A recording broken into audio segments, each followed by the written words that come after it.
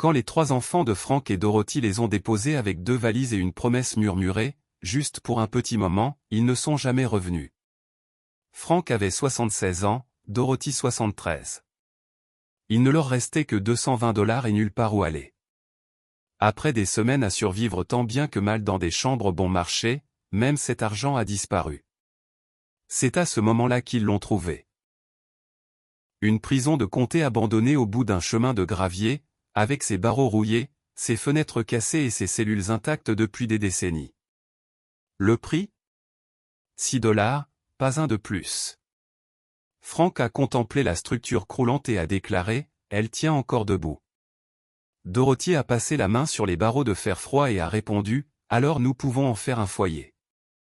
6 mois plus tard, un agent de la mairie est arrivé, prêt à condamner les lieux. Il est entré. Et s'est figé.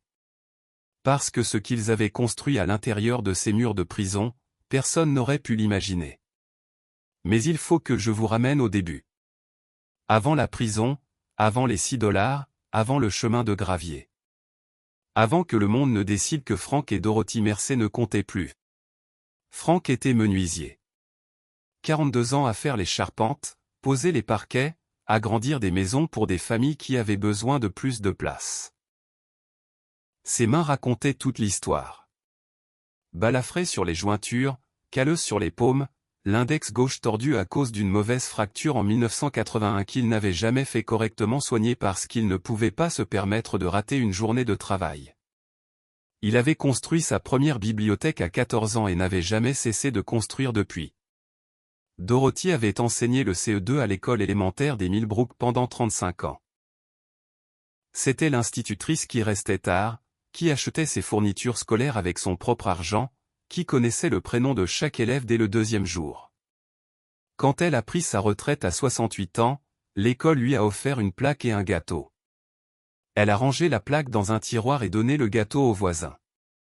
Ils ont élevé leurs 3 enfants dans une maison de 4 pièces rue Barker. Rien d'extraordinaire. Frank avait construit la véranda lui-même, ajouté un petit coin toilette quand les enfants étaient petits, et refait la toiture tous les 12 ans, qu'elle en ait besoin ou non. Dorothy entretenait la chaleur de la cuisine, veillait aux devoirs et limitait les disputes. Il n'était pas riche. C'était le genre de personne qui savait faire suffire un peu. Leur aîné, Steven, avait toujours été l'ambitieux. Intelligent, déterminé, sur dès l'âge de 15 ans qu'il était destiné à plus grand que la rue Barker. Frank et Dorothy ont payé ses études en refinançant la maison. Dorothy a pris des cours de soutien le week-end. Frank a accepté toutes les heures supplémentaires que lui proposait le syndicat. Steven a obtenu son diplôme, s'est lancé dans la promotion immobilière et a déménagé dans une ville à 3 heures au sud. Il a réussi. Bureau d'angle, voiture neuve tous les 2 ans, une maison avec des pièces dont il ne se servait pas. Leur fille, celle du milieu, est devenue comptable. Stable, discrète, prudente. Elle s'est mariée jeune et s'est installée à 2 villes de là. Elle appelait le dimanche, pour la plupart. Le plus jeune a travaillé dans la tech, a déménagé sur la côte ouest et a appelé de moins en moins au fil des ans. Frank et Dorothy ne se plaignaient pas. Ils avaient fait ce que les parents font. Ils avaient tout donné pour que leurs enfants aient plus. Et leurs enfants avaient plus. Simplement pas plus de temps pour eux. Les premiers signes sont apparus quand Frank a eu 74 ans. Dorothy a remarqué qu'il était plus lent dans les escaliers, qu'il oubliait où il avait mis ses lunettes de lecture, qu'il posait la même question 2 fois à table. Elle n'a rien dit parce que Frank était fier, et la fierté était la seule chose qu'il avait en abondance. Mais elle a appelé Steven et l'a mentionné négligemment, comme on parle de la pluie et du beau temps. Steven a dit qu'il allait se renseigner. Il s'est renseigné pendant 2 ans. Puis, un samedi matin de mars, Steven s'est garé dans l'allée avec son SUV noir. Cela faisait 8 mois qu'il n'était pas venu. Il avait amené sa sœur. Le plus jeune n'est pas venu. Steven a dit qu'il était trop pris par un projet. On vous a trouvé un endroit. A dit Steven, debout dans la cuisine où Dorothy avait préparé 10 000 repas. Une structure sympa, très propre, bien notée. Vous serez bien là-bas. Dorothy a posé sa tasse de café. Une structure. C'est temporaire, a poursuivi Steven. Juste le temps qu'on règle l'histoire de la maison. Les impôts fonciers ont encore augmenté, et avec les frais médicaux de papa, les comptes ne sont plus équilibrés. Quel compte a demandé Frank depuis le pas de la porte. Les finances, papa. On en a déjà parlé. Il n'avait rien discuté du tout. Steven ne s'était jamais assis une seule fois avec ses parents pour parler de leurs finances, mais il parlait avec l'assurance d'un homme qui avait bâti sa carrière en rendant les choses désagréables raisonnables. Dorothy a regardé sa fille, debout derrière Steven, les bras croisés et les yeux rivés au sol. Tu étais au courant. Sa fille a hoché la tête, sans parler. On n'ira pas dans une structure, a dit Frank. Papa, soyez raisonnable. Je le suis. C'est notre maison. J'en ai construit la moitié de mes mains. Steven s'est massé les tempes. C'est provisoire. Quelques semaines, peut-être un mois. Juste le temps qu'on s'organise. Dorothy observait le visage de son fils. Elle avait passé 35 ans à lire les visages des enfants, à savoir quand un élève mentait sur ses devoirs ou cachait une blessure. Elle voyait clairement. Steven ne réorganisait rien. Steven était en train de retirer un problème de son bureau. Mais Frank l'a cru. Frank, qui n'avait jamais trahi une promesse de sa vie, ne pouvait imaginer que son propre fils le fasse. Alors il a fait ses valises. 2 valises. Voilà à quoi se résumaient 42 ans de mariage, 42 ans de menuiserie, 35 ans d'enseignement. 2 valises et ce qui pouvait tenir dedans. Dorothy a emballé des vêtements, des médicaments, les lunettes de lecture de Frank, sa Bible et une seule photographie. Leur jour de mariage, en 1972. Frank dans un costume emprunté, Dorothy dans la robe de sa mère, tous deux souriant comme s'ils avaient déjà gagné. Elle a glissé la photo dans son sac à main. Elle ne savait pas pourquoi. Quelque chose lui disait qu'elle aurait besoin d'une preuve qu'ils avaient été jeunes et confiants en l'avenir. Steven les a conduits dans un motel au bord de l'autoroute. Pas une résidence pour personnes âgées. Un motel. Le Pineview Motor Lodge, avec son enseigne au néon à laquelle il manquait de lettres, dans un parking plein de nids de poules.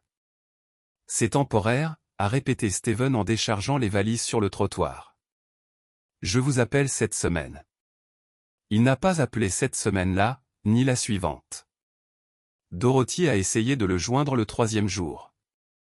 Boîte vocale. Elle a essayé le plus jeune. Le numéro n'était plus attribué. Frank s'est assis sur le bord du lit du motel, fixant ses mains. Ils rappelleront, a-t-il dit. Steven a dit qu'il allait s'occuper de tout. Frank. Quelques semaines. Dorothy s'est assise à côté de lui et a pris sa main. Elle n'a pas discuté. Cela ne servait à rien de discuter avec l'espoir. Le motel coûtait $30 la nuit, en espèces uniquement. La chambre sentait le nettoyant pour moquette et la fumée de cigarettes. Le radiateur cliquetait mais fonctionnait. La douche était chaude pendant exactement 4 minutes avant de devenir froide. Ils ont fait durer. Dorothy a acheté du pain et du beurre de cacahuète à la station-service d'en face. Frank a réparé le robinet qui fuyait dans la salle de bain le 2e jour, par habitude.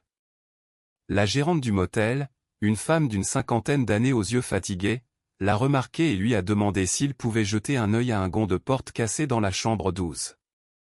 Frank l'a réparé. Elle leur a déduit 2 nuits de leur facture.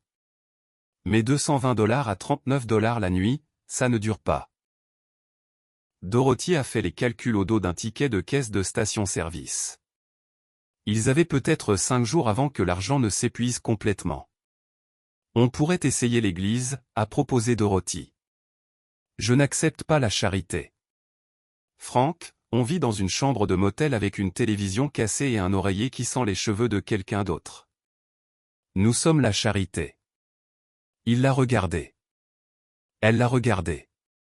Il a presque souri. Ils sont allés à l'église.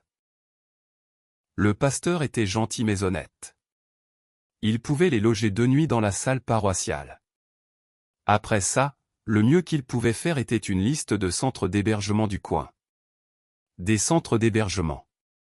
Franck Mercé, qui avait construit des maisons de ses mains nues pendant 40 ans, était en train de regarder une liste de centres d'hébergement. Ils ont passé ces 2 nuits sur des lits de camp dans la salle paroissiale, entourés de chaises pliantes et de la faible odeur du café du dimanche. Dorothy a dormi. Franck, non. Il est resté éveillé à regarder le plafond, retournant sans cesse la même question dans sa tête. Comment en sommes-nous arrivés là? Le 2e matin, Dorothy s'est rendue au bâtiment du comté, à 2 pâtés de maison de l'église. Elle avait enseigné à des CE2 pendant 35 ans. Elle savait comment trouver des informations et à qui les demander. Elle a dit à l'employé du service de la propriété foncière qu'elle et son mari avaient besoin d'un logement et qu'ils n'avaient presque pas d'argent. L'employé, une jeune femme avec des lunettes et une expression bienveillante, a tapé quelque chose sur son ordinateur et a froncé les sourcils. Il y a une annonce de vente pour un payé qui traîne depuis des années. Personne n'en veut. C'est une ancienne prison de comté à une 12aine de kilomètres à l'est de la ville, sur Hadley Road. Elle est abandonnée depuis les années 90. C'est combien? A demandé Dorothy. 6 $. C'est le minimum que le comté peut accepter. Dans quel état est-elle? L'employé a hésité. Elle tient debout. C'est tout ce que je peux vous dire. Dorothy est retournée à la salle paroissiale et a raconté à Franck ce qu'elle avait trouvé. Une prison, a-t-il dit. Un bâtiment, a-t-elle répondu. Avec des murs et un toit. Dorothy, c'est une prison. Ça coûte 6 $, Franck. Il nous reste 11 $. Il est resté silencieux longtemps. Puis il a dit, on peut la visiter? Le pasteur les y a conduits cet après-midi-là. 12 kilomètres à l'est, à travers champs de maïs et terrains vagues, jusqu'à ce que la route goudronnée cède la place au gravier. Le chemin de gravier continuait encore sur un bon kilomètre, se rétrécissant entre des fossés envahis et des poteaux de clôture penchés, jusqu'à aboutir à une clairière. La prison se dressait au centre comme quelque chose que la terre tentait d'engloutir. 2 étages de pierre grise, des fenêtres grillagées de toutes parts, et une entrée principale encadrée de piliers en béton qui s'étaient fissurés et déplacés au fil des décennies. Le toit était intact mais affaissé. Des mauvaises herbes envahissaient les marches du perron. Une chaîne pendait, lâche, devant la porte. Le cadenas, rouillé, était ouvert. Franck est descendu lentement de la voiture. Il est resté là à regarder la bâtisse comme un menuisier regarde n'importe quoi. Il ne voyait pas la ruine. Il voyait l'ossature. Les fondations sont en calcaire, a-t-il dit. C'est pour ça qu'elle est encore debout. Ces trucs-là, il les construisait pour durer. Dorothy est descendue et s'est approchée de l'entrée. Elle a poussé la porte et est entrée. Le couloir principal s'étendait devant eux, sombre et froid, avec des cellules de chaque côté. Des barreaux de fer du sol au plafond, des sols en béton tachés par des décennies de négligence. Un bureau d'accueil près de l'entrée, sa surface couverte de poussière et de crottes de souris. Un panneau d'affichage accroché au mur portait encore un avis décoloré daté de 1993. Elle s'est approchée de la cellule la plus proche et a tendu la main vers les barreaux. L'espace intérieur faisait environ 2,50 mètres sur 3. Petit, mais les murs étaient solides, le plafond intact. Pas de fuites apparentes. Elle a passé la main sur les barreaux de fer froid. Franck la rejoignit. Bon, les murs sont secs, a-t-elle dit. Le sol est de niveau. Il fait froid, mais c'est solide. C'est une prison, Dorothy. Ça coûte 6 $, Franck, et elle est à nous si on la veut. Il a posé sa main sur les barreaux à côté de la sienne. Il les a testés. Du fer solide, boulonné dans la pierre. Ça ne bougerait pas, on a élevé 3 enfants dans une maison de 4 pièces, a dit Dorothy. Je pense qu'on peut gérer quelques cellules de prison. Frank la regardait. 42 ans de mariage, et elle parvenait encore à le surprendre. Il a sorti son portefeuille, compté $6, et les a tendus au pasteur. Vous voudriez bien les déposer au bureau du comté pour nous? Le pasteur a regardé l'argent, puis la prison, puis Frank. Vous êtes sûr de vous? Non, a dit Frank, mais je suis sûr d'elle. Ils ont passé leur première nuit sur le sol en béton de la cellule la plus proche de l'entrée. Frank a calé la porte extérieure avec un morceau de bois. Dorothy a plié son manteau pour en faire un oreiller et l'a posé par terre. Il n'avait ni électricité, ni eau courante, ni chauffage. L'air de novembre s'engouffrait par les fenêtres brisées et s'installait partout. Frank était allongé à côté d'elle dans le noir. Il entendait le vent se faufiler dans le couloir, faire trembler des choses, faire gémir le bâtiment. Cela semblait vivant. Pas accueillant, vraiment. Mais pas hostile non plus. Cela attendait. Frank? La voix de Dorothy dans l'obscurité. Oui. Ça va aller. Il a cherché sa main, l'a trouvée, l'a serrée. Je sais. A-t-il dit, même si ce n'était pas le cas. Au cours de la nuit, Dorothy s'est levée. Frank l'a entendu se déplacer, a entendu du tissu déchiré, a entendu le grattement du métal. Il s'est assis et a observé son silhouette dans la faible lueur de la lune qui filtrait à travers la fenêtre au barreau. Elle avait déchiré une bande de la doublure de sa valise, un morceau de tissu bordeaux d'environ 60 cm de large. Elle l'attachait au barreau de leur cellule, le tendant comme un rideau, tirant fermement et faisant un nœud aux deux extrémités. Quand elle eut terminé, elle recula d'un pas et regarda son œuvre. Le tissu captait la lumière de la lune et brillait faiblement contre le fer. Voilà, a-t-elle dit.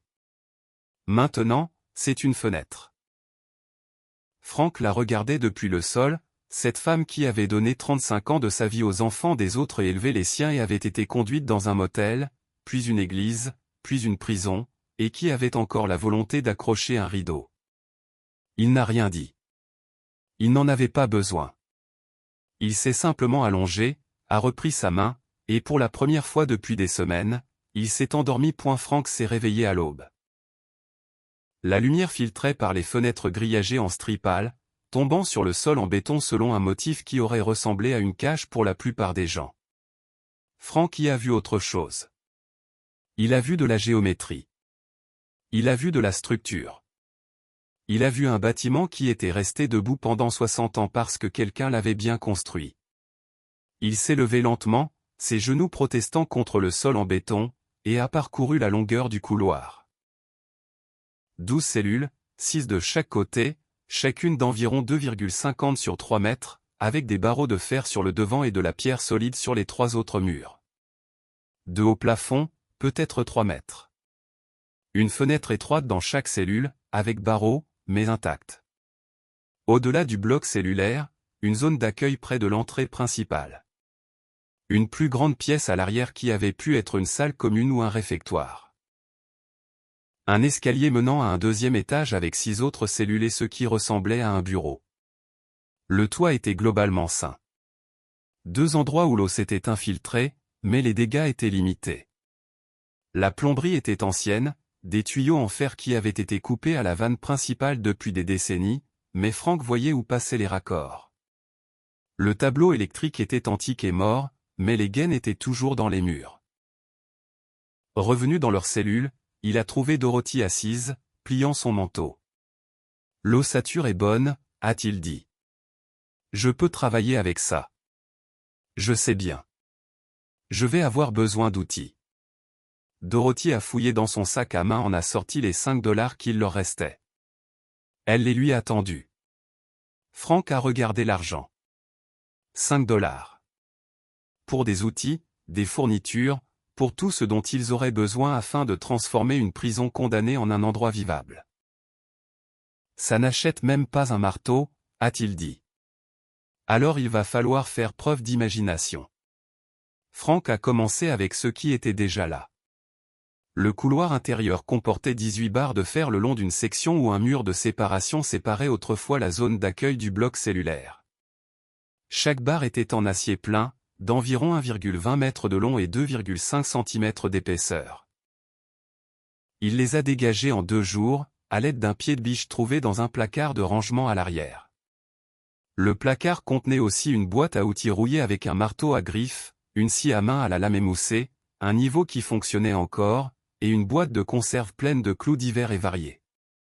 Quelqu'un avait laissé des fournitures d'entretien derrière lui quand la prison avait fermé, et 30 ans plus tard, Franck Mercé a ouvert ce placard comme s'il était Noël. Il a chargé les 18 barres de fer dans une brouette trouvée derrière le bâtiment et l'a poussée jusqu'à la route. Puis il a attendu. Un pick-up est arrivé après environ 20 minutes. Franck l'a fait signe de s'arrêter. Le conducteur, un agriculteur se rendant en ville, a regardé le vieil homme debout sur le chemin de terre avec une brouette pleine de barres de fer et n'a pas posé trop de questions. « La ferraille est toujours ouverte sur la route 9 ?» a demandé Franck. « Tous les jours sauf le dimanche. »« Je peux monter ?»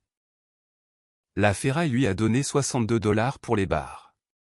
Franck s'est rendu à pied à la quincaillerie de la rue principale de la ville et s'est arrêté un instant devant pour faire ses calculs mentalement. $62 plus leurs 5 restants, 67 au total. Il avait besoin de bois, de vis, de raccords de tuyaux et de câbles électriques. $67 ne couvrirait guère que le bois. Il est entré quand même. Le magasin s'appelait Hobbs Hardware, et il était à ce coin de rue depuis 40 ans. L'homme derrière le compteur avait à peu près l'âge de Franck, peut-être un peu plus âgé, avec des bras épais et un visage qui semblait sculpté dans du bois durci par les intempéries. « Je peux vous aider ?» a demandé l'homme. « J'ai besoin de fournitures » a dit Franck. « J'ai $67 et beaucoup de travail devant moi. »« Quel genre de travail ?» J'ai acheté l'ancienne prison du comté, sur Hadley Road. Ma femme et moi, on la retape. L'homme a posé la facture qu'il était en train de lire. Vous avez acheté cet endroit? $6. Ça fait un bail que c'est vide. Ce n'est plus vide. L'homme a étudié Franck un long moment, a regardé ses mains, ses jointures balafrées, ses paumes calleuses, son index tordu. Vous êtes un artisan, a dit l'homme. Menuisier. 42 ans. L'homme a contourné le comptoir et a tendu la main. Earl Hobbs. Franck. Earl a hoché la tête. De quoi avez-vous besoin? Franck le lui a dit. Earl a écouté sans l'interrompre, puis a fait visiter son magasin à Franck, retirant des articles des étagères. Des chutes de bois issues de commandes dont personne ne voulait, une boîte de vis assortie, un rouleau partiel de câbles électriques, 2 raccords de tuyaux qui n'étaient pas à la bonne taille pour la commande pour laquelle ils avaient été tirés. Arrivé à la caisse, Earl a tapé les prix et a regardé Franck. 67 €. Franck savait que ce n'était pas juste. Le bois seul valait plus que ça. Mais Earl a enregistré la vente et a mis les articles dans un sac avec l'expression impassible d'un homme qui n'allait pas discuter davantage. Je vous rembourserai la différence, a dit Franck. Il n'y a pas de différence. C'était des fins de série. Ils savaient tous les deux que ce n'était pas vrai. Franck a pris les sacs et a hoché la tête. Merci, Earl. Revenez quand vous aurez besoin d'autre chose. J'ai toujours des fins de série. Franck a rapporté les fournitures à pied jusqu'à la prison, 3 kilomètres de montée sur un chemin de gravier, avec un genou douloureux et 67 ans d'usure sur le corps. Cela lui a pris 2 heures. Il s'est arrêté 2 fois pour se reposer. Les 2 fois, il a regardé les fournitures dans ses bras et a continué. Pendant son absence, Dorothy n'avait pas chômé. Elle avait balayé tout le couloir du premier étage avec un balai fabriqué à partir d'une branche et d'une poignée d'herbes séchées attachées avec de la ficelle. Elle avait nettoyé le bureau d'accueil jusqu'à ce que le grain du bois réapparaisse. Elle avait ramassé tous les déchets, toutes les souris mortes, tous les morceaux de verre brisés et les avait entassés à l'extérieur de l'entrée principale. J'ai trouvé un puits derrière, a-t-elle dit quand Franck est entré. Une pompe à main. Ça a demandé un peu de travail, mais l'eau est claire. Franck a posé les fournitures. On a de l'eau. Froide, mais propre. Ce fut la deuxième nuit. Ils avaient de l'eau, un balai, un tas de fournitures pour $67. Franck a commencé à s'occuper de la première cellule ce soir-là, travaillant jusqu'à ce que la lumière disparaisse. Il a retiré les barreaux de la façade de la cellule, laissant l'encadrement intact, a ajusté une chute de bois récupérée en travers de l'ouverture comme linteau, a utilisé les barreaux restants pour construire un cadre pour une porte, qu'il a suspendu à des gonds dénichés dans le placard de rangement. Puis il a construit un cadre de lit avec des chutes de bois, aux dimensions d'un matelas s'ils en obtenaient un jour, mais pour l'instant, il a posé des planches sur le dessus et les a recouvertes de leur manteau. Dorothy a lavé les murs de la cellule à l'eau du puits et avec un chiffon taillé dans une chemise qui se trouvait dans l'une des valises. Elle a accroché un autre morceau de tissu devant la fenêtre. Elle a placé leurs photos de mariage sur une petite étagère que Franck avait clouée au mur. Quand ils eurent terminé, ils se sont tenus sur le pas de la porte et ont regardé. Une pièce. Petite, simple, froide, mais une pièce. C'est pas grand-chose, a dit Franck. C'est à nous, a dit Dorothy. Ça le rend immense. La nouvelle s'est répandue lentement en ville, comme ça se fait dans les petites communautés. Le pasteur en a parlé à sa congrégation. Earl l'a raconté à quelques clients. Une femme qui tenait le restaurant local en a entendu parler et a fait la route un après-midi avec une boîte de couverture et un sac de conserve. Elle est arrivée dans son break, s'est arrêtée un instant devant la prison, puis est descendue et s'est approchée de l'entrée principale en appelant à l'intérieur. Dorothy est venue ouvrir. La femme a brandi la boîte. « J'ai entendu parler de vous, moi aussi, » a-t-elle dit. « J'ai apporté quelques affaires. » Dorothy a regardé les couvertures, les conserves de soupe et de haricots, le pot de café instantané. Elle a ouvert la bouche, l'a refermée, puis l'a rouverte. « Merci, » a-t-elle dit. « Voulez-vous entrer voir ce que nous faisons ?» La femme est entrée. Elle a parcouru le couloir. Elle a regardé la cellule que Franck avait transformée et celle qui était encore nue. Elle a regardé le balai de Dorothy, l'établi de fortune de Franck et la pompe à eau à l'arrière. Quand elle est repartie, elle a parlé de ce qu'elle avait vu à 3 personnes. Ces 3 personnes en ont parlé à d'autres. À la fin de la semaine, les choses ont commencé à arriver. Un agriculteur a déposé un sac de pommes de terre et une douzaine d'œufs sur le pas de la porte. Un électricien à la retraite, nommé Maurice, est venu, a regardé l'installation électrique et est revenu le lendemain avec des câbles et des boîtes de dérivation. Il a passé 2 jours à câbler le premier étage, tirant une ligne depuis un poteau électrique en bordure de la propriété qui avait encore une connexion active. Personne n'avait pris la peine de la débrancher. La première fois que Dorothy a actionné un interrupteur et que l'ampoule s'est allumée, elle est restée debout dans le couloir, la main sur la poitrine. « Franck » a-t-elle appelé, « viens voir. » Il est venu de la cellule sur laquelle il travaillait, a vu la lumière et a ri. Un vrai rire, comme elle ne lui en avait pas entendu depuis des mois. « On a l'électricité » a-t-il dit. « On a l'électricité. » Franck a transformé l'ancienne salle d'accueil en cuisine. Il a construit un plan de travail avec du bois, a installé un évier donné, l'a raccordé à la pompe du puits avec des raccords de tuyaux provenant du magasin d'Earl. Une femme de l'église a apporté une cuisinière à gaz de camping. Une autre famille a donné un vieux réfrigérateur qui bourdonnait et cliquetait mais gardait les choses au froid. Dorothy s'est approprié la cour d'exercice derrière le bâtiment. C'était un carré de terre entouré d'un mur de pierre bas, ouvert sur le ciel. Elle l'a débarrassé des mauvaises herbes et des morceaux de béton, a retourné la terre avec une bêche que Franck avait affûtée et y a planté des graines achetées 89 centimes le sachet au magasin à 1 euro. Des haricots, des tomates, des courges et des herbes aromatiques. Elle les a plantées en rangées aussi nettes et précises que les plans de cour qu'elle écrivait autrefois. À la fin du premier mois, ils avaient une chambre, une cuisine fonctionnelle, l'eau courante, l'électricité au premier étage, et un potager. Frank avait transformé 4 autres cellules en pièces, même s'il n'était que 2.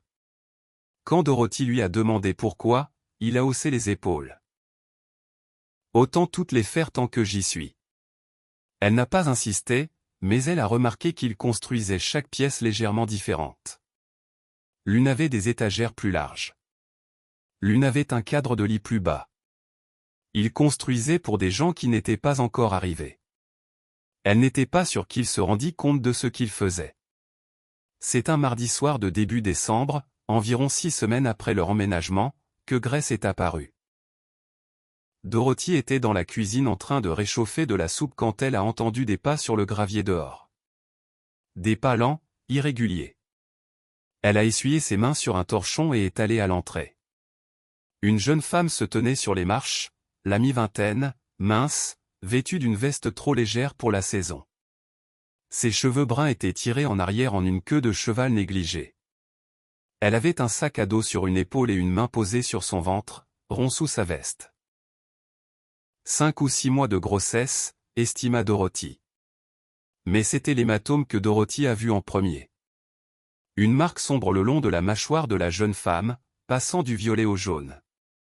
1 semaine, peut-être plus. Je suis désolé de vous déranger, a dit la jeune femme. Sa voix était calme, mais pas ses yeux. Ma voiture est tombée en panne à environ 1 kilomètre sur la route. J'ai vu la lumière et je ne savais pas où aller d'autre. Dorothy a ouvert la porte en grand. Entrez. Il fait froid dehors. Je ne veux pas m'imposer. J'ai juste besoin d'utiliser un téléphone si vous en avez un. J'ai de la soupe, a dit Dorothy, et un téléphone. Entrez. La jeune femme a hésité. Elle a regardé par-dessus l'épaule de Dorothy, dans le couloir, les murs de pierre, les cellules transformées, la lumière chaude qui émanait de la cuisine. C'était une prison? A-t-elle demandé. Ça l'a été, a dit Dorothy. Maintenant c'est un foyer. Venez vous asseoir. Elle s'appelait Grace. Elle n'a pas donné de nom de famille et Dorothy n'a pas demandé. Elle a mangé 2 bols de soupe et 3 morceaux de pain pendant que Dorothy s'asseyait en face d'elle et parlait du jardin, du travail de menuiserie de Frank, du réfrigérateur donné qui faisait un bruit de petit animal quand il se mettait en marche. Frank est descendu des travaux du 2e étage. Il a regardé Grace, a regardé Dorothy, et est allé chercher un autre bol. Où allez-vous? A-t-il demandé en posant le bol devant elle. N'importe où, a répondu Grace. Je suis parti en vitesse. J'avais un plan, mais la voiture en avait un autre. À combien de mois êtes-vous? A demandé doucement Dorothy. La main de Grace s'est posée sur son ventre. 6 mois. Vous avez de la famille quelque part? Grace a secoué la tête. Pas le genre chez qui on peut retourner. Dorothy a hoché la tête. Elle n'a pas insisté. 35 ans à enseigner à des enfants lui avait appris que les gens parlent quand ils sont prêts, pas avant. Nous avons une chambre supplémentaire, a dit Dorothy. Si vous avez besoin d'un endroit où passer la nuit. Je ne peux pas. Je n'ai pas d'argent. Je vous ai demandé de l'argent? Grace l'a regardé, puis Frank, puis la cuisine, la lumière chaude, le bol de soupe, le calme. Pourquoi êtes-vous gentil avec moi? A-t-elle demandé. Vous ne me connaissez pas. Dorothy s'est penchée par-dessus la table et a posé sa main sur celle de Grace. Parce que quelqu'un devrait l'être. Grace est restée cette nuit-là. Elle était encore là le lendemain matin, et le matin d'après. Frank n'a rien dit. Il est simplement entré dans la cellule à côté de la leur, a pris les mesures de l'espace, et a commencé à construire un cadre de lit avec un profil plus bas pour que Grace n'ait pas à grimper. 1 semaine plus tard, un vieil homme s'est présenté. Il s'appelait Harold et avait 81 ans. Il avait vécu en ville toute sa vie. Sa femme était décédée 2 ans plus tôt et les factures médicales lui avaient pris la maison. Il dormait dans sa voiture sur le parking de l'église depuis 3 mois. Earl lui avait parlé de la prison. Harold se tenait dans le couloir, son chapeau à la main, et a demandé à Frank s'il y avait de la place. Frank a regardé le long de la rangée de cellules qu'il avait transformées. 8 pièces, chacune propre, chaude et attendante. Choisissez celle que vous voulez, a dit Frank. Harold a choisi la cellule la plus proche de la cuisine. Dorothy a fait son lit avec des couvertures données. Et ce soir-là, 4 personnes se sont assises autour de la table que Frank avait construite avec des chutes de bois et ont dîné ensemble. Personne ne l'appelait encore une communauté. Personne ne l'appelait rien du tout. C'était juste un bâtiment au bout d'un chemin de gravier, où les gens qui n'avaient nulle part où aller trouvaient une porte ouverte. 3 jours après l'arrivée d'Harold, une lettre est arrivée. Elle venait du bureau de contrôle des normes du comté, adressée au propriétaire. Frank l'a ouverte à la table de la cuisine pendant que Dorothy et Grace faisaient la vaisselle. Il l'a lu 2 fois. Puis il l'a posée et a fixé le mur. « Qu'est-ce que c'est » a demandé Dorothy. Le comté envoie un inspecteur. Ils veulent évaluer la propriété pour vérifier sa conformité aux normes. Il l'a regardé. On a 30 jours. Dorothy a essuyé ses mains. Elle a pris la lettre et l'a lue. Évaluation structurelle, inspection électrique, vérification de la plomberie, normes d'occupation, sécurité incendie. Si on échoue, a dit Frank, il la condamne. On perd tout. Grace se tenait près de l'évier, les regardant. Dorothy a plié la lettre, l'a posée sur la table et a regardé Frank. Alors on a 30 jours, a-t-elle dit. Au travail. Frank a commencé le lendemain matin avant le lever du soleil. Il a parcouru le bâtiment avec la lettre du comté dans sa poche arrière, regardant tout avec les yeux d'un inspecteur plutôt qu'avec ceux d'un menuisier. Le câblage qu'avait fait Maurice était solide, mais seul le premier étage était raccordé.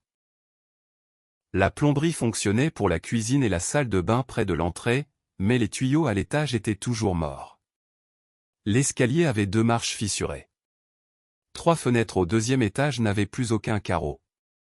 Il a fait une liste au dos d'un sac de courses. 23 points.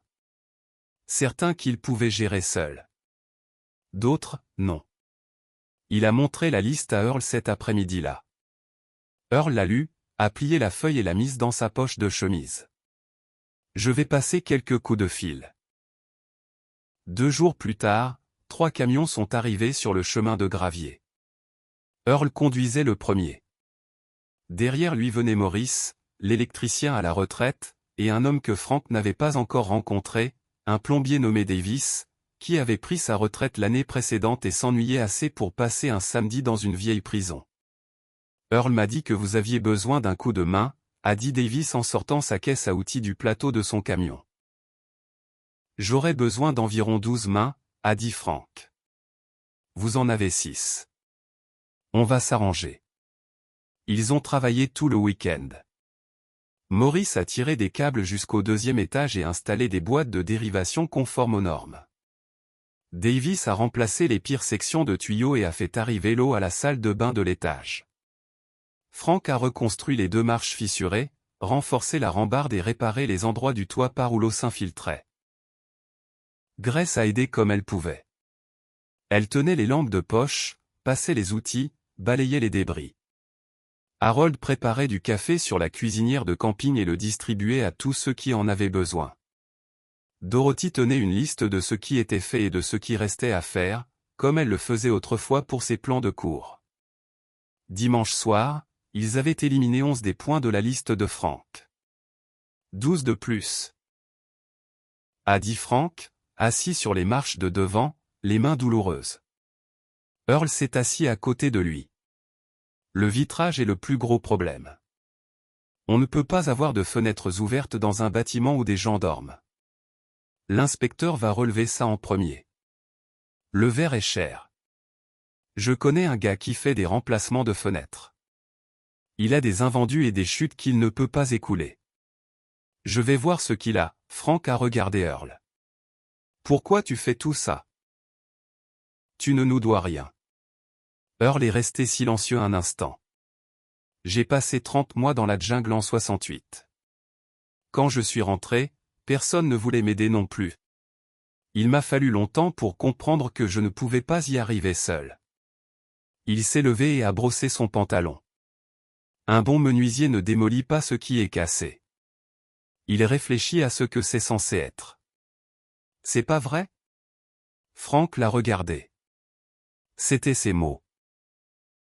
Il avait dit ça à Earl 2 semaines plus tôt, en passant, pendant qu'il triait du bois au magasin.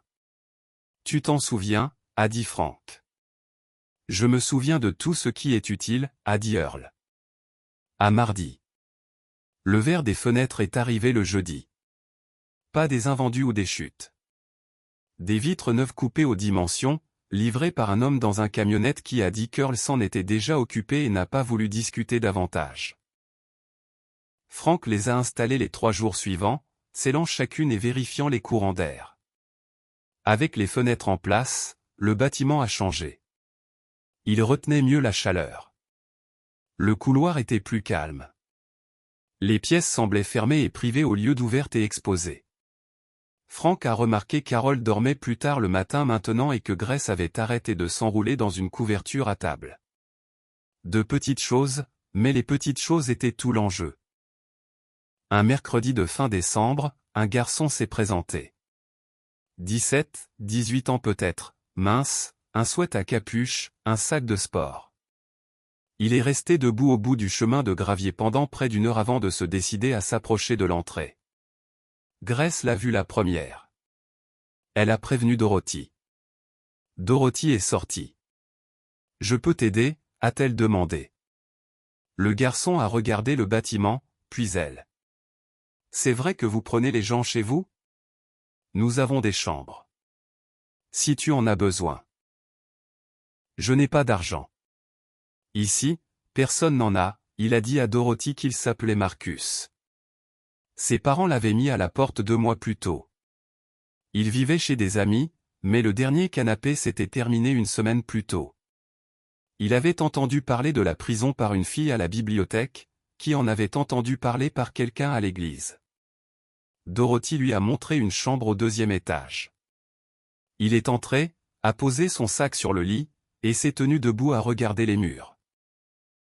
Il n'a pas parlé pendant un moment. C'était une cellule de prison, a-t-il dit. Ça l'était, a dit Dorothy. Je me sens plus en sécurité que dans la plupart des endroits où j'ai dormi. Dorothy l'a laissé s'installer. Quand elle est redescendue, Frank était à la table de la cuisine, un crayon à la main, dessinant quelque chose sur un morceau de carton. C'est quoi ? A demandé Dorothy. Une table. Une plus grande. Celle-ci a 4 places. Il en faut une pour 8. Dorothy l'a regardé. Tu penses que plus de gens vont venir ? Frank a posé son crayon. Je crois qu'on a arrêté de se poser cette question il y a environ 2 semaines. Il a construit la nouvelle table au cours des 3 jours suivants.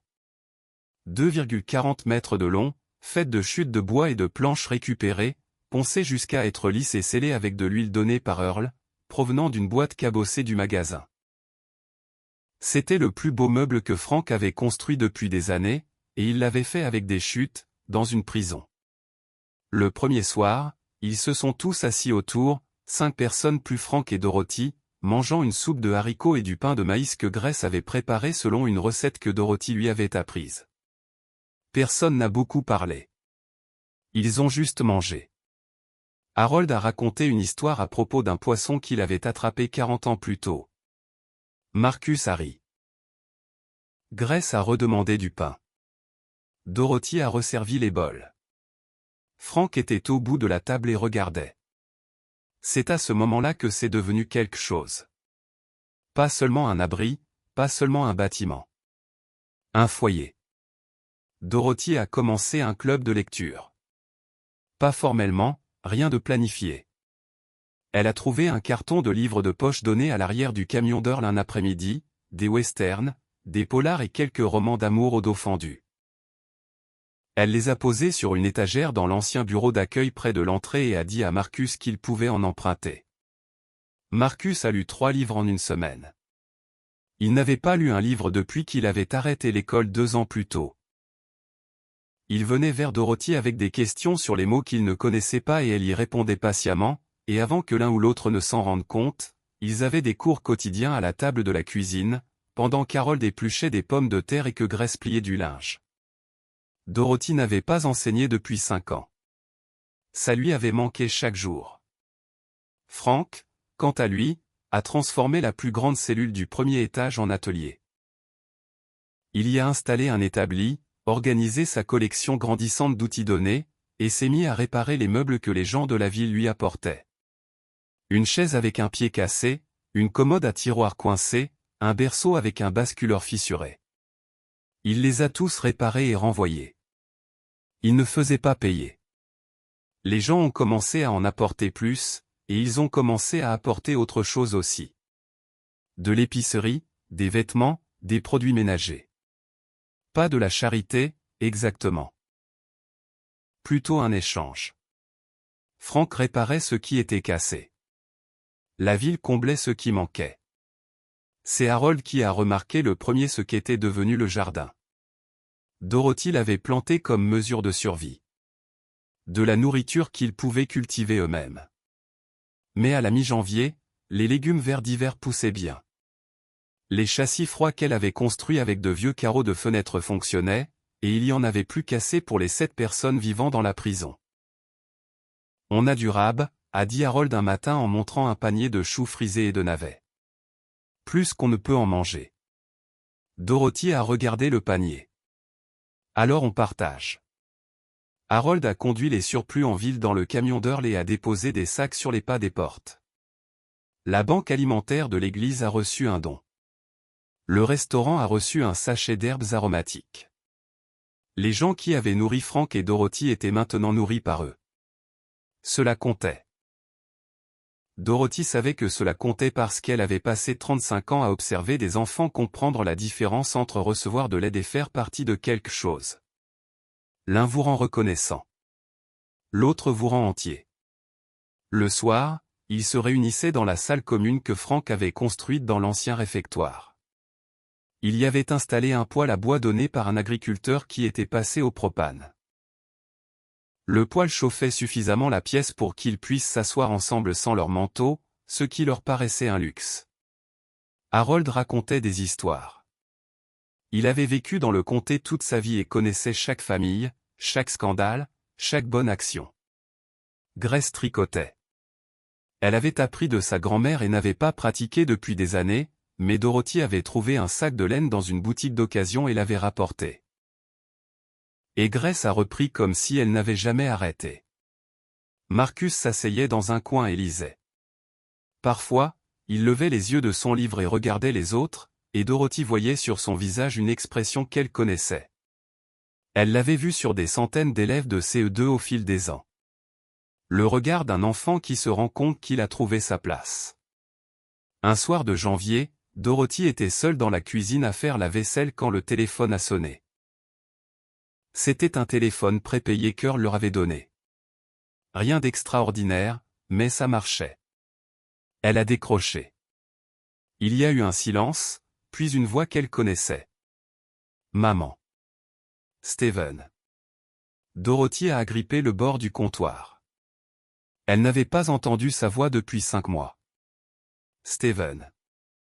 J'ai entendu parler de ce que vous faites là-bas. Tante Hélène me l'a dit. Tante Hélène a toujours été plus douée pour prendre des nouvelles. Steven a ignoré la remarque. Maman, écoute. J'ai réfléchi à votre situation et je pense qu'il faut qu'on discute d'un arrangement plus réaliste. Il existe des structures spécialisées pour les personnes âgées qui ont besoin d'un cadre structuré. On a un cadre, Steven. Frank en a construit la plus grande partie lui-même. Vous vivez dans une prison, maman. On vit dans notre foyer. Ce n'est pas approprié. Tu as 73 ans, papa 76. Vous ne pouvez pas gérer une espèce de « qu'est-ce que c'est ? Un refuge ?» On ne gère rien du tout. On laisse juste la porte ouverte. Silence de l'autre côté. Maman, j'essaie de vous aider. Dorothy a posé l'assiette qu'elle tenait. Tu as essayé d'aider il y a 5 mois. Tu nous as déposés dans un motel avec 2 valises et tu es reparti. Tu n'as jamais appelé. Tu n'as jamais pris de nouvelles. Tu n'es jamais revenu. Sa voix était égale, posée. On va bien, Steven. On est plus que bien. On est utile ici. J'allais vous appeler. Les choses sont devenues. J'avais le projet Henderson et les permis ont été retardés et puis, ça m'a échappé. On t'a échappé, Dorothy a tranché. Dis-le correctement. Steven a serré les lèvres. Il a regardé de nouveau la cuisine, mais cette fois, ce n'était pas pour évaluer. Il regardait les torchons tricotés à la main, les bocaux d'herbe, les dessins de Marcus scotchés sur le réfrigérateur, le planning affiché par Dorothy avec tous les prénoms. Combien de personnes vivent ici? A-t-il demandé doucement. 12, a dit Frank, sans compter nous. Et ils sont tous juste arrivés? Ils avaient tous besoin d'un endroit où aller. Nous avions de la place. Steven s'est frotté le visage. Ça passe à la télé, maman. À la télé nationale. Mes associés l'ont vu. Mes clients. Et c'est ça qui t'a amené ici, a dit Dorothy. Tes clients. Steven l'a regardé. Pendant une seconde, son expression s'est fissurée. Juste un éclair, vite disparu, mais Dorothy l'a vu. Elle lisait les visages depuis 35 ans. Elle a vu la culpabilité sous le costume et les bons sentiments. Je ne sais pas comment arranger ça, a dit Steven. Ça n'est pas à toi d'arranger ça, a dit Frank. Ce n'est pas cassé. Steven s'est levé, a reculé sa chaise, a regardé une dernière fois ses parents. Je vais demander à mon avocat de se renseigner sur les autorisations nécessaires. Il y a peut-être un moyen de formaliser tout ça. On n'a pas besoin de ton avocat, a dit Dorothy. Si. Que vous le vouliez ou non, le comté va commencer à poser des questions sur l'occupation et le zonage. Je peux au moins, laissez-moi faire au moins ça. Il est parti, s'est assis dans son SUV, et resté 1 minute sans démarrer. Puis il est reparti. Frank l'a regardé s'en aller depuis les marches de devant. Dorothy se tenait dans le couloir derrière lui. Il a peur, a-t-elle dit. Frank s'est retourné pour la regarder. Peur de quoi? De ce qu'on a fait sans lui. De ce que ça dit sur ce qu'il est. Ce soir-là, le téléphone a sonné. Dorothy a répondu. C'était sa fille. Maman, sa voix était épaisse. Elle avait pleuré. J'ai vu l'article. Maman, je suis tellement désolé. Tellement désolé de ne pas être venu plus tôt. Je le voulais. Je n'arrêtais pas de me dire que j'allais appeler, et puis Steven a dit qu'il ne fallait pas, et je l'ai laissé décider. Je l'ai laissé décider pour nous tous et je suis désolé. Dorothy s'est assise sur le bord de son lit, la cellule qui était devenue sa chambre avec son cadre de lit fait main par Frank, le rideau qu'elle avait accroché la première nuit, et leurs photos de mariage sur l'étagère. « Est-ce que tu vas bien ?» a demandé Dorothy. « Si je vais bien ? Maman, c'est toi qui vis dans une prison. Je vis dans mon foyer avec des gens que j'aime. Je te demande si toi, tu vas bien. » Sa fille a pleuré un moment. Dorothy a écouté. « Je peux venir te voir ?» a-t-elle enfin demandé. « Je peux emmener les enfants ?» La porte est ouverte, a dit Dorothy. Elle l'a toujours été. Elle a raccroché et est restée assise dans le calme. Frank est entré et s'est assis à côté d'elle. « Les enfants ?» a-t-il demandé. Dorothy a hoché la tête. « Elle vient. » Frank a pris sa main. « Bien. » Ils sont restés assis ensemble sur le lit de leur cellule, dans leur foyer, écoutant les bruits du bâtiment autour d'eux. Harold qui toussait dans sa chambre, Grace qui fredonnait dans la cuisine, Marcus qui tournait les pages, le vétéran qui ponçait quelque chose dans l'atelier en dessous, le rythme constant qui traversait les murs de pierre. « Frank » a dit Dorothy. Oui. Tu te rappelles de quoi avait l'air cet endroit la première fois qu'on l'a vu? Je m'en souviens. Tu sais à quoi il ressemble maintenant? Frank a serré sa main. Il n'a pas répondu parce qu'ils le savaient déjà tous les deux. Le printemps est arrivé lentement cette année-là.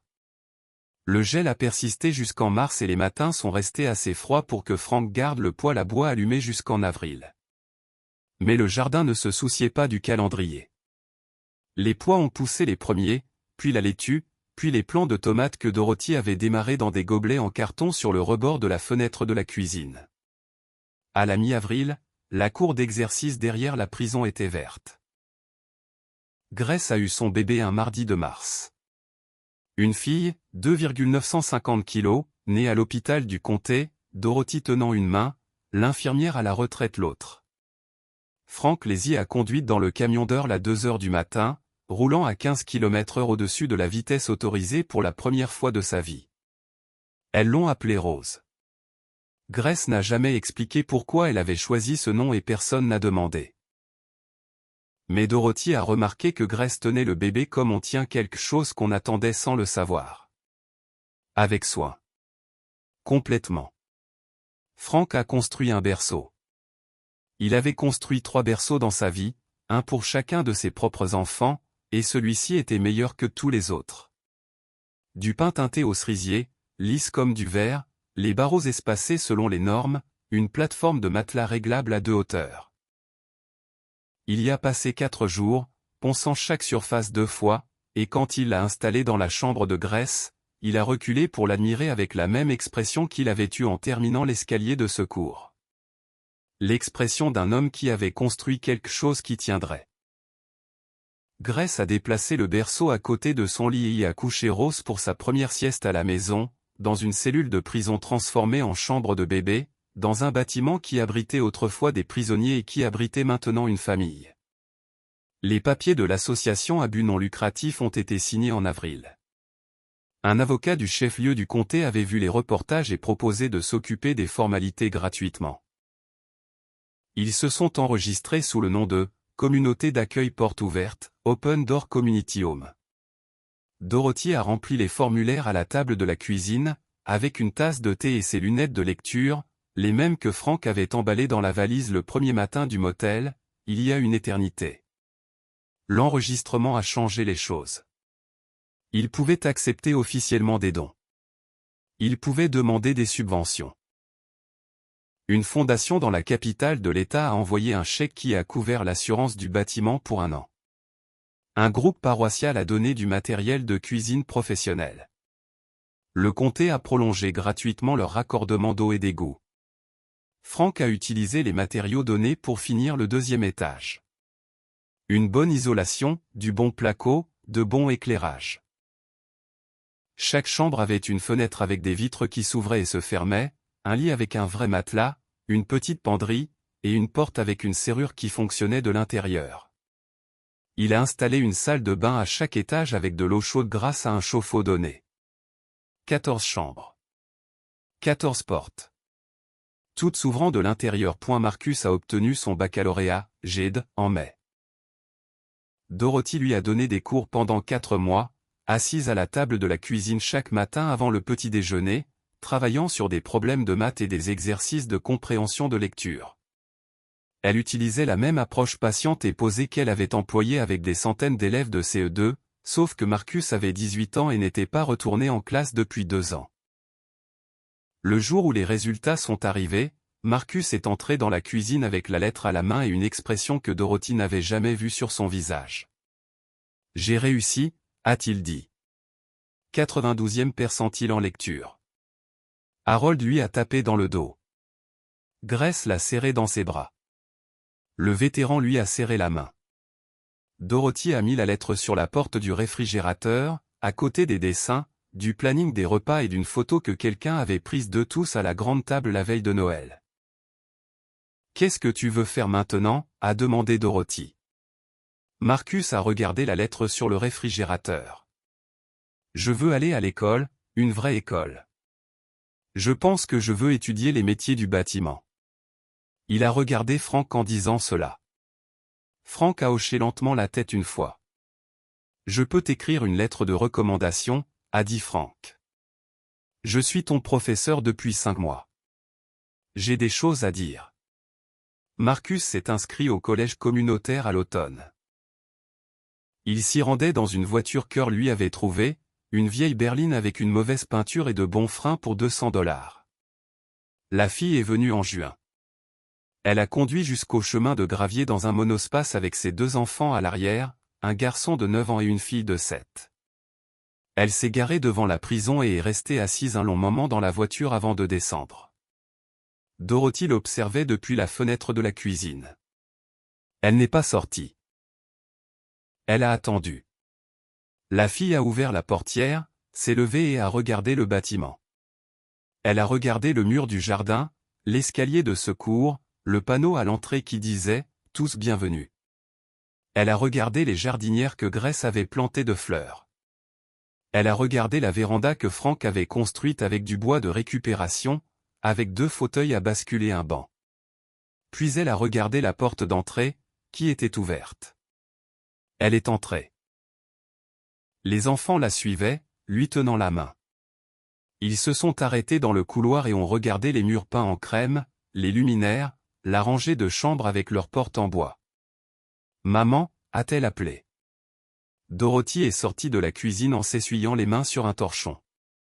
Elle a regardé sa fille debout dans le couloir, un petit-fils de chaque côté. Pendant un moment, aucune n'a parlé. Bonjour, maman, a dit sa fille. Sa voix s'est brisée sur le 2e mot. Entre, a dit Dorothy. Il y a de la limonade. Ils se sont assis à la grande table. Les petits-enfants ont bu de la limonade et mangé des biscuits que Grace avait préparés ce matin-là. Harold leur a montré le jardin. Marcus a laissé le garçon essayer la scie dans l'atelier, Franck juste derrière lui guidant la lame. La fille regardait tout cela. Elle regardait son père apprendre à son fils à couper droit. Elle regardait sa mère verser de la limonade et demander à sa petite fille l'école. Elle regardait Grace porter Rose sur une hanche en dressant le couvert de l'autre main. Elle regardait Harold et pointer méticuleusement les plants de tomates tout en expliquant aux garçons de 9 ans lesquels étaient prêts à cueillir. Après le déjeuner, la fille et Dorothy ont parcouru le bâtiment ensemble, toutes les deux. Elles sont allées pièce par pièce et Dorothy lui a raconté l'histoire de chaque personne qui y vivait, d'où elle venait, ce qu'elle avait perdu, ce qu'elle construisait maintenant. Quand elles sont arrivées à la chambre de Franck et Dorothy, la fille s'est arrêtée sur le pas de la porte. C'était une cellule, a-t-elle dit. C'était. La fille a regardé le lit que Franck avait construit, le rideau à la fenêtre, la photo de mariage sur l'étagère, la même photo de 1972. Franck dans un costume emprunté, Dorothy dans la robe de sa mère. Papa a construit presque tout ça, la plupart, en tout cas. Il a eu de l'aide, beaucoup d'aide. La fille a posé sa main sur le chambranle de la porte. Maman, il faut que je te dise quelque chose et il faut que tu m'écoutes. Je t'écoute. Quand Steven a eu son plan, je savais que ce n'était pas temporaire. Je savais qu'il n'allait pas appeler. Je le savais et je ne l'ai pas arrêté. Je me suis dit qu'il allait gérer, qu'il savait ce qui était le mieux, et j'ai accepté parce que c'était plus facile. Elle a pressé son front contre le chambranle. Je vous ai laissé tomber, tous les deux. Je le savais depuis le début et j'ai choisi de ne pas regarder.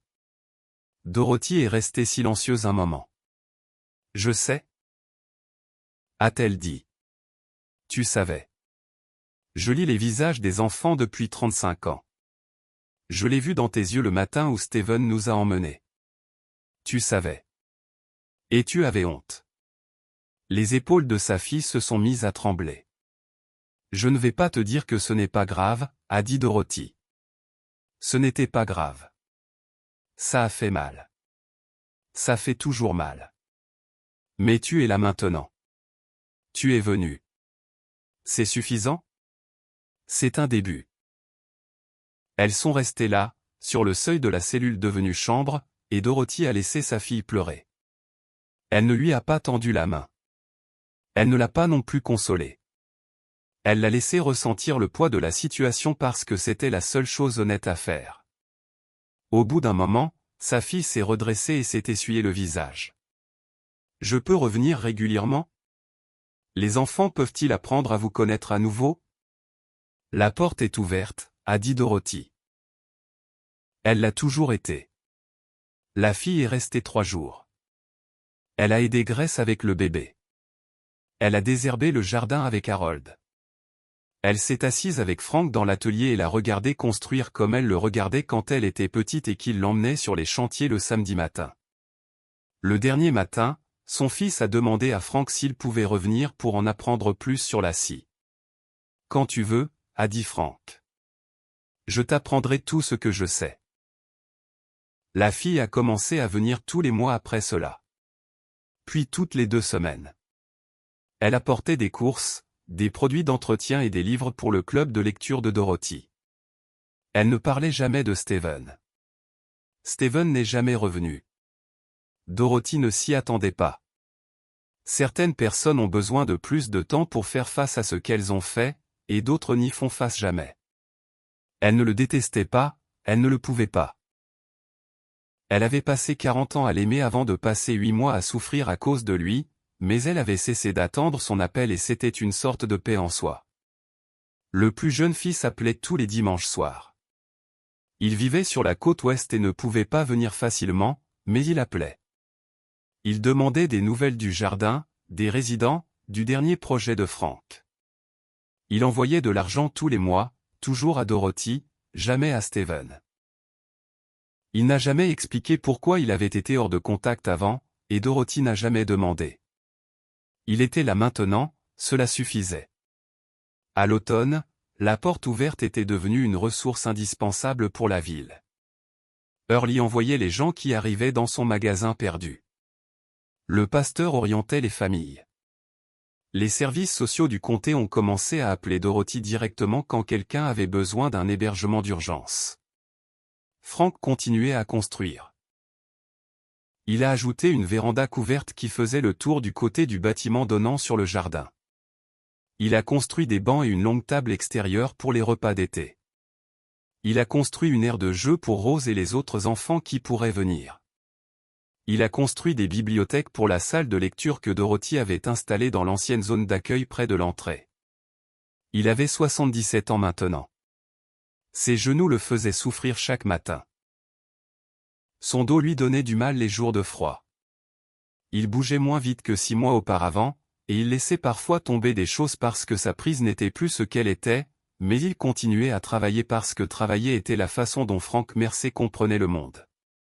On mesurait, on coupait, on construisait, et quand c'était fini, ça tenait. Un jeudi d'octobre, presque exactement 1 an après que Frank et Dorothy avaient marché vers la prison abandonnée, une voiture s'est arrêtée sur le chemin de gravier. Un homme et une femme âgés en sont descendus. Lui avait peut-être 70 ans, elle quelques années de moins. Ils se sont tenus dans l'allée et ont regardé le bâtiment. La femme tenait une petite valise dans une main et le bras de son mari de l'autre. Le visage de l'homme avait l'expression que Frank a reconnue parce qu'il l'avait portée lui-même 1 an plus tôt, l'expression de quelqu'un qui essaie de comprendre comment il a fini ici. Dorothy est sortie. « Je peux vous aider ?» a-t-elle demandé. La femme a parlé. « Notre fils ?» Nous séjournions chez lui en ville, mais quand nous sommes arrivés, les serrures étaient changées. Il ne répond pas au téléphone. Elle a fait une pause. Quelqu'un à l'église nous a parlé de cet endroit. Dorothy les a regardés, la valise, la confusion, la dignité calme et discrète de gens qui ne veulent pas admettre qu'ils ont été jetés. « Entrez » a dit Dorothy. « Je vais mettre la bouilloire. » Elle les a conduits à travers le couloir, devant les chambres où des gens avaient construit une vie à partir de rien, devant la cuisine où Grace donnait à manger à Rose dans une chaise haute que Frank avait construite, devant la salle de lecture où Marcus étudiait pour ses partiels, devant la porte du jardin où Harold cueillait les dernières tomates de la saison. Elle leur a montré une chambre à l'étage. Un lit propre, des couvertures chaudes, une fenêtre avec vue sur le jardin et les collines au-delà. La femme a posé sa valise et a regardé autour d'elle. C'est très gentil à vous. C'est une chambre, a dit Dorothy, mais ça peut devenir un foyer si vous le voulez bien. Ce soir-là, 16 personnes se sont assises à la grande table pour dîner. Frank a dit quelques mots avant qu'il ne mange. Il n'aimait pas les discours, alors il a été bref. Il y a un an, Dorothy et moi avions 2 valises et $6. Nous ne savions pas ce que nous faisions. Nous ne savons toujours pas la plupart du temps, quelques rires autour de la table, mais nous savons une chose. Nous n'avons sauvé personne. Nous avons juste laissé la porte ouverte. Tout le monde ici s'est sauvé tout seul. Il s'est assis. Dorothy a cherché sa main sous la table. Après le dîner, ils se sont assis tous les deux sur la véranda dans les fauteuils à bascule. L'air d'octobre était frais, mais pas froid. Le jardin était brun et or. Des lumières brillaient aux fenêtres derrière eux, et le bruit de la vaisselle qu'on lave et des gens qui parlent traversait les murs de pierre. Dorothy a sorti la photo de son sac. Elle l'avait portée sur elle chaque jour pendant un an. Frank dans un costume emprunté, Dorothy dans la robe de sa mère, tous deux souriants. Frank l'a regardé. « On est tellement jeunes, a-t-il dit. Tellement sûr de tout. » On avait raison. Dorothy a regardé par-dessus son épaule le bâtiment derrière eux, les lumières à chaque fenêtre, les barreaux de fer du rez-de-chaussée, ce qu'elle avait touché un après-midi de novembre froid. Quelqu'un avait planté des hippomées au pied du mur au printemps et les lianes avaient grimpé le long des barreaux tout l'été, s'enroulant autour du fer, le recouvrant de verre. Les fleurs avaient disparu maintenant, mais les lianes tenaient bon, et dans la lumière du soir, les barreaux ressemblaient moins à une cage qu'à un treillis. On avait raison sur la seule chose qui comptait, a-t-elle dit. Frank a hoché la tête. Il a posé la photographie sur la coudoir du fauteuil à bascule, entre eux, là où ils pouvaient tous deux la voir. Ils sont restés assis sur la véranda du bâtiment qu'ils avaient acheté pour $6 et qu'ils avaient transformé en quelque chose que personne n'aurait pu imaginer. La porte derrière eux était ouverte. Elle l'avait toujours été.